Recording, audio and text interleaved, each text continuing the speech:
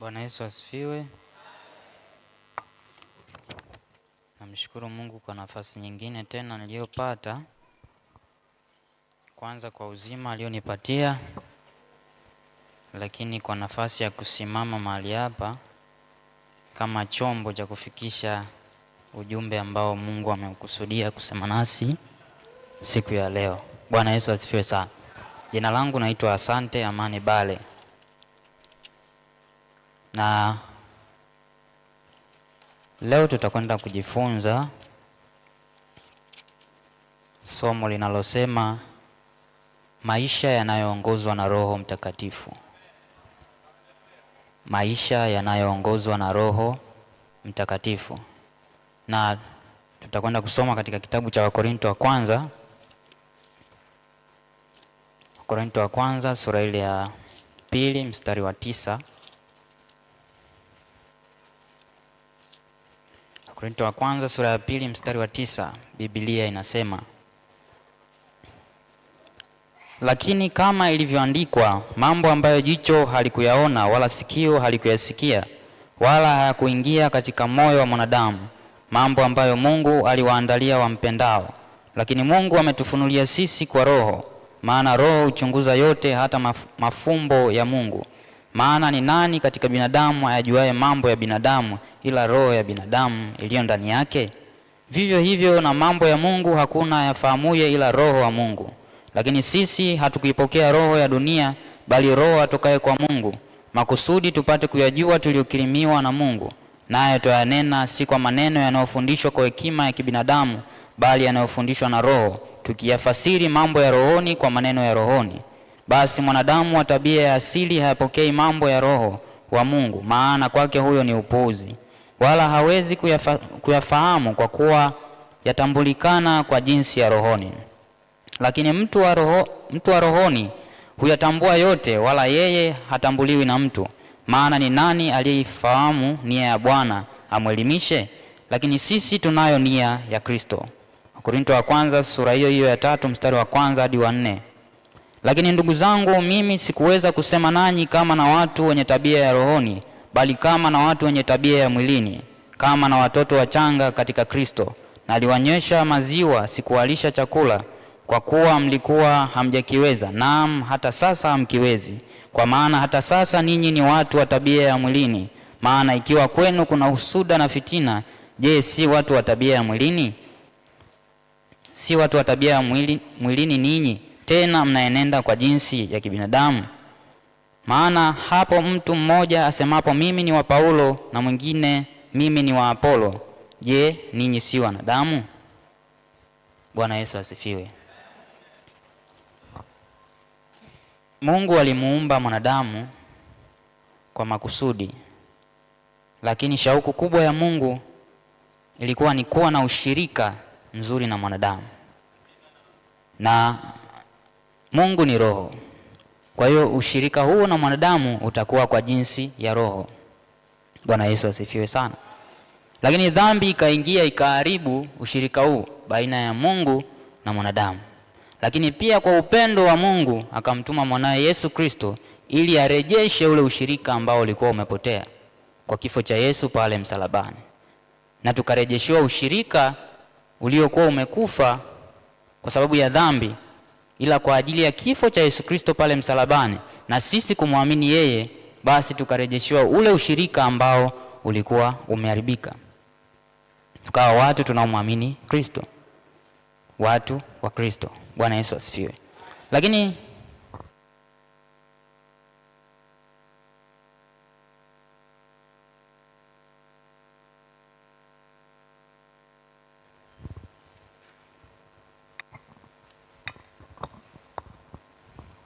Lakini shauku kuu ya Mungu ni kuona mwanadamu anakuwa katika roho ili aweze kudumu katika ushirika na Mungu, kwa sababu nimesema Mungu ni roho. Bwana Yesu asifiwe sana. Lakini changamoto inakuja katika hali ya huyo Mkristo ambaye ameokoka. Ndio itaamua anakuwa na ushirika wa namna gani na Mungu aliyemwokoa. Changamoto ni kwamba Mkristo anaweza kuwa ameokoka lakini ana tabia ya mwilini. Bwana Yesu asifiwe. tunasema Mkristo mwenye tabia ya mwilini. Na katika kitabu hiki cha Wakorinto tulichosoma, Wakorinto wa kwanza sura ya 2 na sura ya 3, Paulo anatoa mfano, anaandikia Wakristo waliopo huko Korinto, akisema ni watu ambao kweli wameokoka, lakini ni Wakristo wenye tabia za mwilini. Na akisema kwa sababu kwao kuna fitina na kuna usuda. Kwa hiyo ni Wakristo ambao hawazai matunda ya rohoni bali matunda ya mwilini. Kwa hiyo ni Wakristo kweli, ni watu waliookoka kama mimi na wewe, lakini bado wanaishi katika mwili, kwenye tabia ya mwilini. Sasa mtu anaweza kaniuliza, Mkristo au mtu aliyeokoka anawezaje tena kuwa katika tabia kuwa na tabia ya mwilini? Inawezekana. Najibu ni ndio kabisa. Kwa sababu ukisoma katika Warumi sura ile ya 7 mstari wa 22. Warumi sura ya 7 mstari wa 22, Biblia inasema,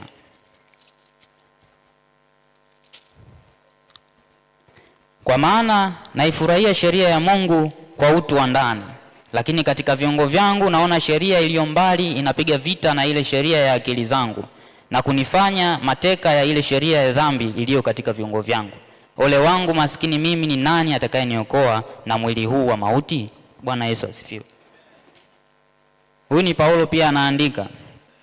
Kweli ni Mkristo au mtu ambaye ameokoka, lakini ndani yake kuna sheria ambayo inapiga vita ile shauku yake ya asili kuwa na ushirika na Mungu. Bwana Yesu asifiwe.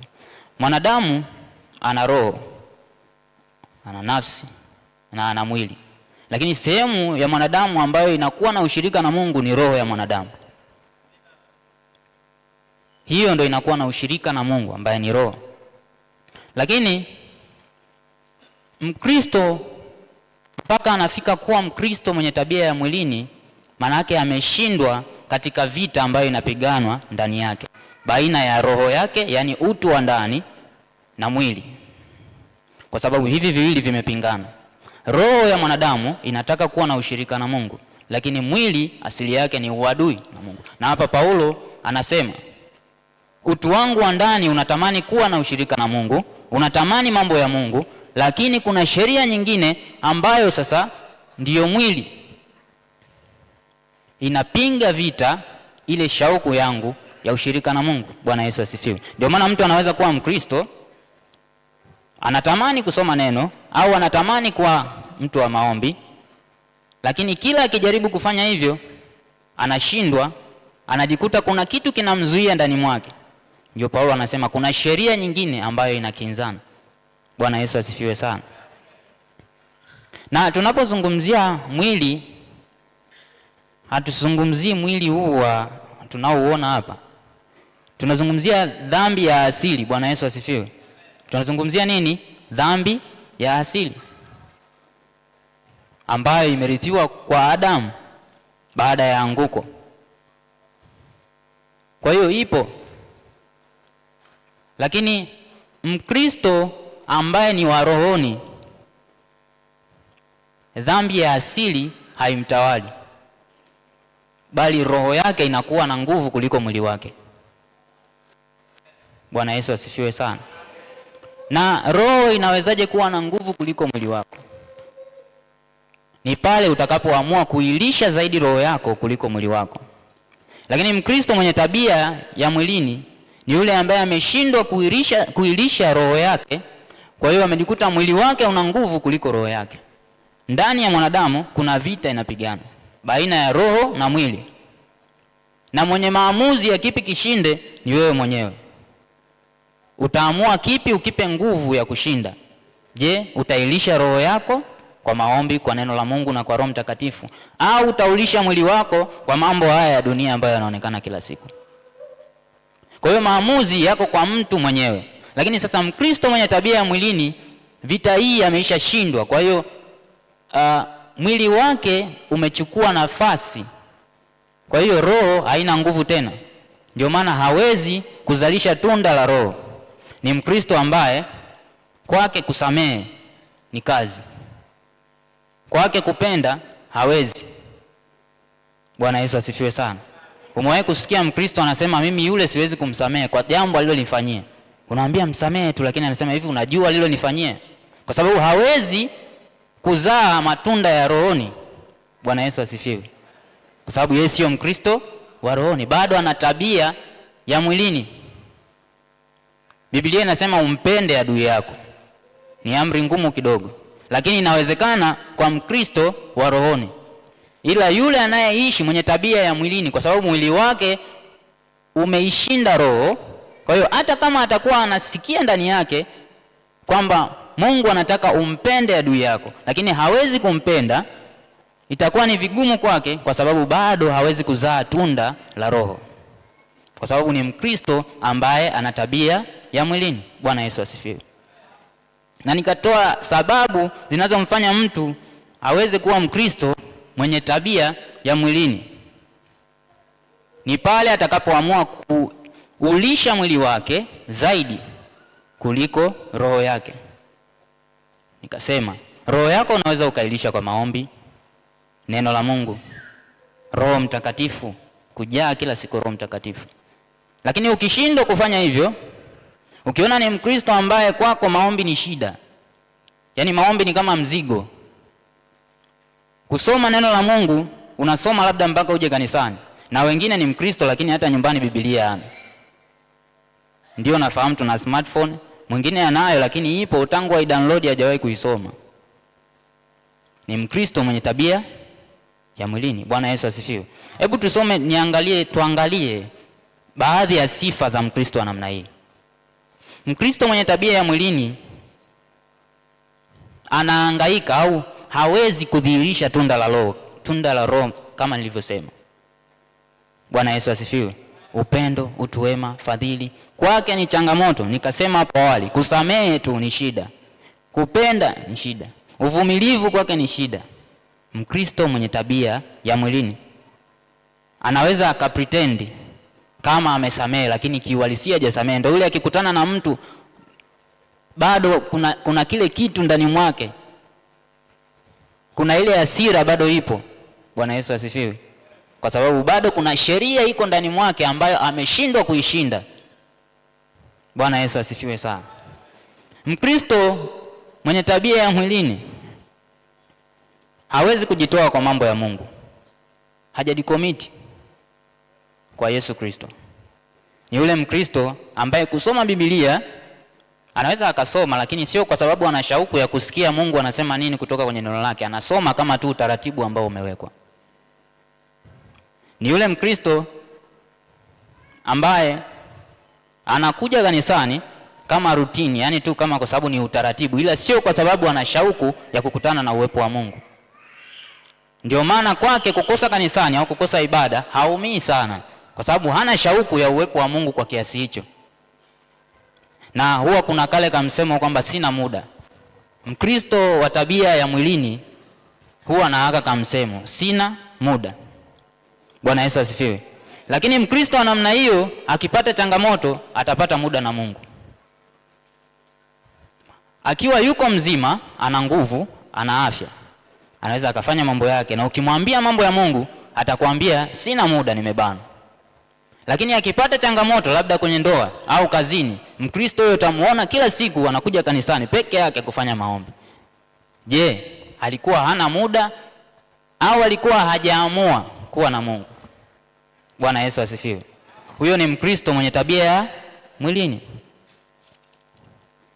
Anakuwa na kale kamsemo sina muda. Na nikwambie Mungu huwezi unasema kumuhonga. Bwana Yesu asifiwe. Au kufanya kama rushwa. Kama hujajicommit kwa Mungu, yeye hawezi kujicommit kwako. Kiwango kile ambacho unamchukulia Mungu ndicho na yeye atakuchukulia hivi. Mtu ambaye Biblia Yesu anasema, Mungu anasema kwamba yeye anayemtumikia Mungu Baba anamheshimu. Bwana Yesu asifiwe. Yaani ukimtumikia Mungu, mtu ambaye amejicommit vizuri kwa Mungu, Mungu mwenyewe anamheshimu. Sasa ni furaha namna gani mtu kuheshimiwa na Mungu, yaani Mungu anakuambia anakuheshimu. Lakini ukifanya kwa ulegevu, hawezi kukuheshimu. Lakini mtu aliyejitoa kwa Mungu, aliyefanya zaidi kwa Mungu, Mungu hufanya zaidi na zaidi kwa mambo yake. Lakini yeye ambaye anafanya kwa ulegevu kwa Mungu, yani Mkristo wa tabia ya mwilini, Mungu hawezi kushughulika na mambo yake. Ndio sawa sawa unakutana na mwanafunzi labda kipindi cha mtihani ndio anaenda kanisani kusoma. Uwezo kumuonga Mungu. Bwana Yesu asifiwe. Ukipata changamoto ndio unaenda kanisani kuomba. Maombi sio kupeleka uhitaji kwa Mungu. Maombi ni mazungumzo ambayo yanajenga ushirika baina yako wewe na Mungu, kwa sababu Mungu ni rafiki yako. Yesu anasema siwaiti tena watumwa ila nawaita rafiki. Sasa unawezaje kuwa na rafiki ambaye hauzungumzi naye? Kwa hiyo maombi ni kuwa na mazungumzo ambayo yanajenga ushirika na Mungu. Sasa Mkristo wa mwilini hana shauku ya kuwa katika ushirika na Mungu. Kwa hiyo maombi kwake ni kama mzigo. Na kuna watu unaweza ukajifikiria mwenyewe unajifahamu hali yako ya maombi, hali yako ya kusoma neno. Mwingine hata maombi ya Ijumaa hata mara moja hajawahi kufika. Atakwambia sina muda. Sina muda. Jumatano hayupo. Ijumaa hayupo. Jumapili anakuja lakini kwa kuchelewa, alafu anataka kuwahi kuondoka. Sasa Mkristo wa namna hii hajajikomiti. Yaani ukishajiona una sifa kama hizo, ni Mkristo mwenye tabia ya mwilini. Bwana Yesu asifiwe. Mkristo wa namna hii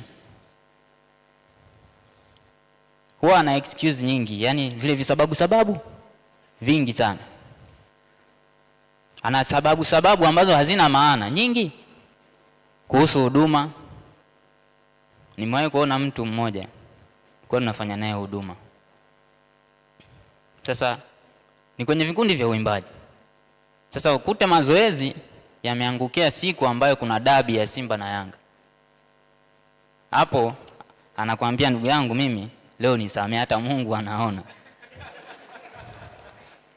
Hawezi kuja. Au mwingine mechi zile za UEFA Champions League haji. Sasa huyo mtu je, ana shauku ya Mungu ya kuwa katika uwepo wa Mungu, au anafanya kama routine, yani ni kama tu ratiba ambayo yuko anaitimiza? Kwa sababu hajajicommit kwa mambo ya Mungu. Bwana Yesu asifiwe. Ana sababu vingi ambavyo havina maana. Hivi fikiria kama Mungu naye angekuwa na sababu juu yetu sisi, kwa namna ambavyo mambo mengi tunamfanyia, tungekuwa katika hali gani? Lakini sisi tunayoyafanya kwa Mungu, Mungu wetu ni wa rehema sana.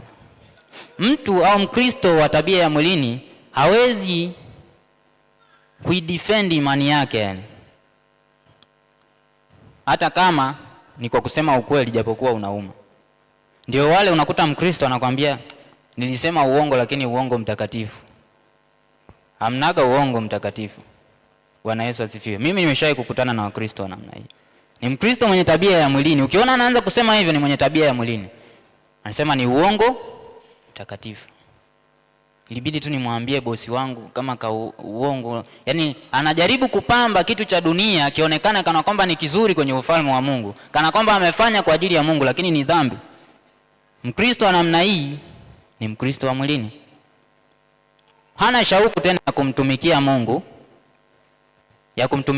Consistency ile ya kumtumikia Mungu. Ndio mtu yule ambaye anaweza akawa anamtumikia Mungu, lakini akikutana na kitu kidogo, kasemwa tu kidogo, ataacha hata kuimba. Kwa sababu kwanza hajui na hana mzigo, hajui aliyemtuma kwenye hiyo huduma. Anafanya kama aliingia kwa miemko kwenye vikundi vya uimbaji, labda kwaya au kikundi cha sifa na kuabudu. Akaambiwa tu leo sare yako yani imekukaa vibaya. Au ukiimba sauti yako kama vile unalia, yani ukiimba kama unalia. Sasa akishaambiwa hivyo ameacha na kwaya. Kwa sababu kwanza hajui aliyemtuma. Kwa sababu Mkristo wa rohoni anajua aliyemtuma katika hiyo huduma ni nani. Na ana uhakika anatumika kwa sababu ya makusudi ya Mungu. Lakini Mkristo mwenye tabia ya mwilini anaingia katika huduma kwa shauku ya kimwili. Na ndio maana huduma au mtu anayefanya huduma kwa sababu ya miemko ya mwili, huduma haiwezi kudumu. Bwana Yesu asifiwe sana. Na Mkristo wa tabia ya mwilini ni rahisi kuanguka katika dhambi. Kwa sababu hana misuli ya kiroho. Kama usomi neno, kama uombi, huna shauku hiyo, ukai katika uwepo wa Mungu, huwezi kuwa na misuli ya kiroho. Ni rahisi kuanguka katika dhambi. Ni rahisi sana kuanguka katika dhambi. Bwana Yesu asifiwe sana.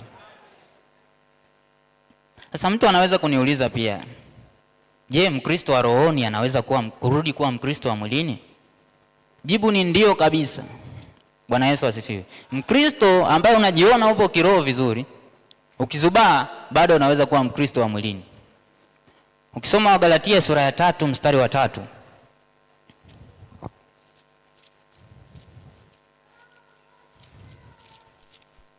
Wagalatia sura ya 3 mstari wa 3, Biblia inasema, je, mmekuwa wajinga namna hii? Baada ya kuanza katika roho, mnataka kukamilishwa sasa katika mwili? Mmepatikana na mateso makubwa namna hii bure, ikiwa ni bure kweli. Bwana Yesu asifiwe. Huyu ni Paulo pia anawaandikia watu wa Galatia. Umeanza katika roho, lakini je, unataka kumaliza katika mwili? Alafu kumbuka, Mungu aangalie ulianzaje, anaangalia unamalizaje. Bwana Yesu asifiwe. Kwa hiyo kuanza kwako kwa kiroho ni vizuri, lakini kumaintain kile kiwango chako cha kiroho ndio jambo zuri zaidi. Bwana Yesu asifiwe. Kwa hiyo Mungu aangalie ulianzaje, anaangalia unamalizaje. Na ulipoanzia sasa hivi unavyojiona ni Mkristo umejaa roho, lakini ukizubaa unaweza kuanguka. Kwa nini? Consistency yako, kiwango chako kile cha kuendelea kuilisha roho yako ndio kitaamua wewe kuzidi kudumu hapo ulipo kama Mkristo wa rohoni. Bwana Yesu asifiwe sana. Ndio maana ni rahisi. Biblia inasema ajidhaniaye kuwa amesimama, angalia asifanye nini? Asianguke. Kwa sababu inawezekana ukawa Mkristo wa rohoni, mtu mzuri, umejaa misuli ya imani, lakini mara ghafla ukaanguka, kwa sababu shetani sio mchezo. Ndio maana tunatakiwa kuikimbia dhambi, si ndio? Haijalishi una Roho Mtakatifu kiwango gani, lakini unaambiwa ikimbie dhambi. Kwa nini? Kwa sababu ni jambo la hatari, sio la kucheza nalo. Usicheze na dhambi.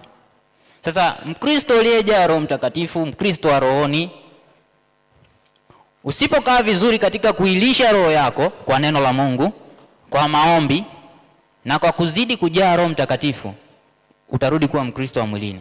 Unajua kujaa Roho Mtakatifu sio siku ya kwanza ulipojazwa, wakati umejazwa Roho Mtakatifu. Kuna yule Mkristo anasimulizi, nakumbuka siku nilipokuwa nimejaa Roho Mtakatifu niliomba sana, nilikuwa nashuhudia sana. Je, sasa hivi unashuhudia? Unaomba? Kiwango kile bado unacho? Hicho ndio kitu kinachomata. Ndio maana ukisoma kitabu cha Matendo ya Mitume, tangu siku ya Pentekoste, Matendo ya Mitume sura ya 2 mstari wa 1, Biblia inasema walijaa Roho Mtakatifu. Ukisoma Matendo ya Mitume sura ya 4, Biblia inasema tena Petro wakati amepelekwa, wamehubiri injili wakakamatwa, wakapelekwa, Biblia inasema Petro akijaa Roho Mtakatifu. Maana alikuwa na muendelezo wa kujaa. Ukiendelea kusoma tena anasema baada ya Petro kutoka hapo wakarudi kwa mitume wenzake, wakaomba, wakajazwa tena. Kwa hiyo kujazwa Roho Mtakatifu sio kitu cha mara moja, ni muendelezo, yani ni jambo la kila siku. Wewe ukitaka kujaa kila siku, ni wewe shauku yako. Bwana Yesu asifiwe sana. Sasa unaweza kujitafakari, wewe upo katika hali gani? Je, maombi kwako ni mzigo? Je, neno unasoma? Je, unakuwa na shauku ya kumtumikia Mungu au shauku ya kuwa katika uwepo wa Mungu? Ile Daudi anasema kama ayala yatamanivyo maji ya mto, haiji tu kwa mtu Mkristo mwenye tabia ya mwilini, inatokea kwa Mkristo mwenye tabia ya rohoni. Bwana Yesu asifiwe. Sasa ni kwa namna gani tunaweza kutoka kuwa Wakristo wenye tabia ya mwilini? Mkristo mwenye tabia ya mwilini, unawezaje kutoka hapo ulipo? Jambo la kwanza ni kutubu na kumgeukia Mungu. Hilo ndio jambo la kwanza. Kwa sababu ulishindwa kuzalisha matunda ya rohoni, ulikuwa unazaa matunda ya mwilini. Maana yake katika hayo uliokuwa unafanya, ulikuwa unafanya dhambi. Bwana Yesu asifiwe. Kama ulishindwa kusamehe, kushindwa kusamehe ni dhambi. Bwana Yesu asifiwe. Kama ulikuwa unashindwa kumpenda adui yako, maana yake Biblia unajua kilichosema fanya hivi, usipofanya ni dhambi. Bwana Yesu asifiwe. Msiache kukusanyika, si ndio imesema? Maana yake usipokusanyika umefanya nini? Ni dhambi. Yeye ajiwahi kutenda jambo la haki, asipolitenda kwake mtu huyo ni nini? Ni dhambi. Kwa hiyo ukijua kama kuwahi kanisani ndivyo Mungu anavyopendezwa, usipowahi maana yake ni dhambi. Bwana Yesu asifiwe. Si umejua haki ni nini? Bwana Yesu asifiwe sana. Jambo la kwanza ni kutubu. Ufunuo sura ya 2 mstari wa 5. Ufunuo sura ya 2 mstari wa. Kumbuka ni wapi ulipoanguka. Kumbuke upendo wako wa nini? Wa kwanza. Wote mnaifahamu hiyo. Ufunuo sura ya 2 mstari wa 5. Basi kumbuka ni wapi ulipoanguka, ukatubu, ukayafanya matendo ya kwanza. Lakini usipofanya hivyo, naja kwako nami nitakiondoa kinara chako. Bwana Yesu asifiwe. Jambo la kwanza ni kutubu. Jambo la pili ni kujisalimisha kwa Roho Mtakatifu. Bwana Yesu asifiwe. Huwezi kuipa nguvu roho yako bila Roho Mtakatifu. Huwezi. Nje ya Roho Mtakatifu, ndio maana Biblia inasema mkienenda kwa Roho hamtatimiza kamwe.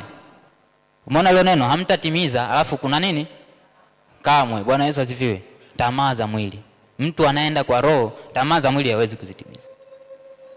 Kwa hiyo huwezi kutoka kuwa Mkristo wa mwilini kwenda Mkristo wa rohoni nje ya Roho Mtakatifu. Wagalatia sura ya 5 mstari wa 16 hadi wa 18 utasoma. Ni lazima tujicommit au tusarenda kwa Roho Mtakatifu. Bwana Yesu asifiwe. Roho Mtakatifu ndio atatupa nguvu ya kuishi kama Wakristo wa rohoni. Na wewe ambaye unajiona sasa ni Mkristo wa rohoni, nikakwambia ujiangalie, usifanye nini? Maana yake uzidi kudumisha kiwango chako cha nani? Cha Roho Mtakatifu, kiwango chako cha kujaa. Usiridhike mahali ulipo. Ukisoma Ezekiel sura ya 47, uzidi kuzama kwenda vilindini zaidi. Bwana Yesu asifiwe. Yesu akasema katika Yohana sura ya 7 mstari wa 37, yeye aonaye kiu na aje anywe maji. Bwana Yesu anywekee Yohana sura ya 7 mstari wa 37. Hata siku ya mwisho, siku ile kubwa ya sikukuu, Yesu akasimama akapaza sauti yake akisema, mtu akiona kiu na aje kwangu anywe. Endelee.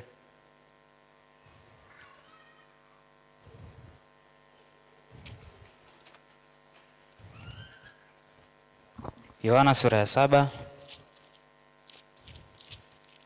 mstari wa 37, Biblia inasema, hata siku ya mwisho, siku ile kubwa ya sikukuu, Yesu akasimama akapaza sauti yake akisema, mtu akiona kiu na aje kwangu anywe. Aniaminie mimi, kama vile maandiko yanenavyo, mito ya maji yaliyo hai itatoka ndani yake. Bwana Yesu asifiwe.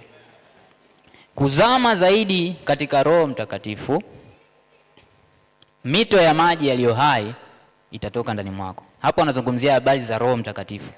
Bwana Yesu asifiwe. Ukisoma kitabu cha Ezekiel katika hii sura ya 47, inasema mito hii kila mahali ilipopita ilipelekea kuwepo na nini? Uzima. Kila kilichosongamana. Kwa hiyo mtu aliyejaa Roho Mtakatifu, Mkristo wa roho, ni kila anapofika, hata kama kuna hali ya umauti au kufa, lazima kuwe na uzima, kwa sababu yeye amebeba uzima ndani yake.